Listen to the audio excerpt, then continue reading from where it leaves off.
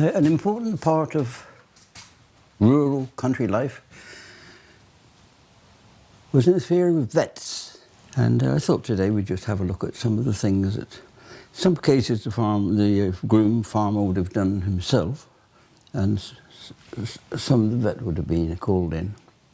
We're going to have a look today at some of the things they used. To start with, when you're handling something like a horse, they don't all want to be handled a lot. So we had to find ways of holding them. The most simplest way was with one of these. That's called a twitch. It's a homemade, very simple one. Bit of a broom handle and some sash cord. What they'd do, they'd put the loop around the wrist, grab the horse's muzzle, flick it over and roll it up very, very tight. And you could hold a horse. I've held one from my father, it had a rip on its side, had to be treated. It was only very small. I was scared, but just hold it. All I want you to hold it, lad. And that, I think, is it pheromones that are secreted on something like that. It has the effect of quietening the whole animal down. That was a very simple homemade one.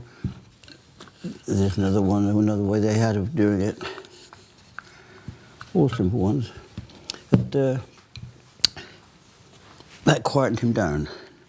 Now, if it was anything to do with the horse's mouth, giving him pills or sorting out his teeth, you needed to have his mouth open.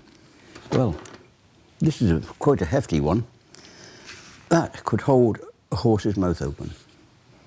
It would go in sideways, then you gradually open it up, and you had that access to whatever you're going to do. Especially if they were working on his teeth. Some horses' back teeth were so long, 4 or 5 inches long, that they couldn't open their mouth wide enough to get them out. So what they would do, they would chloroform the horse first. And they would then punch a hole through the skull above the affected tooth. Then with a punch, they would hammer it down an inch or so at a time into the horse's mouth. They would then get a pair of clippers, kind of pinchers, which they would put onto the tooth, and the handles of the clipper, one went in there, and one went in this piece, and it was screwed down and crushed the tooth, then repeat it again. It couldn't have been an easy operation. Other things they do to the teeth were, that was a common rasp. You got a bit filed off. Or if a bit needed chipping off, you had this one, like a little guillotine. You could chip a bit off with that. All made by the same firm. Now and again we'd need to give them a pill. We did look at this one before. They call them bowling guns, and because the medicine was always termed a physic ball. They pop the ball in there, and you could shoot that down the animal's throat. Or there's various ones. This one is quite simple. Ball went in there, and you could just push it down. It is said that there was also one where you could just blow it down. But I think that was an excuse to explain that they weren't very popular because the horse might have coughed or blown first. I don't know. Another thing that was done regularly would be ringing bulls. That's a bull ring. They did come a bit larger. And this was a very simple tool. Just push a hole through that part of his nose, put the ring in, and they're hinged, And when you screw it up, the screw broke off to, that was the finished article.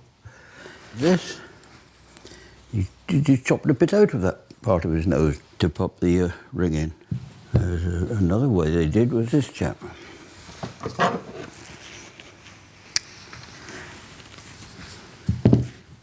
With this one, they would put those two little tunnels either side of that and screw it up. When they were tight, the spike was pushed through.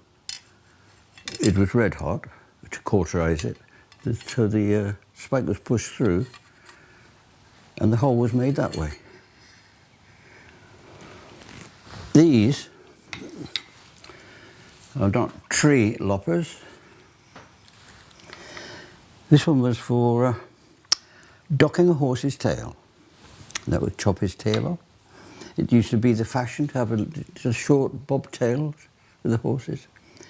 I think it's illegal now in this country, but not in other countries. When they'd chopped it off, they then would cauterize it. Oh, these firing pins, as they're known, I think we've got a collection of 20 different shapes, all for different sorts. See, that one would be red hot and could go on the end of it where they'd cut the tail off. These were used to all sorts of things, castrating small animals. And also they used to, with a red hot, one of these, they would put it across the front of his, lower part of his, that leg, reckoning that when it healed, all those sinews were stronger.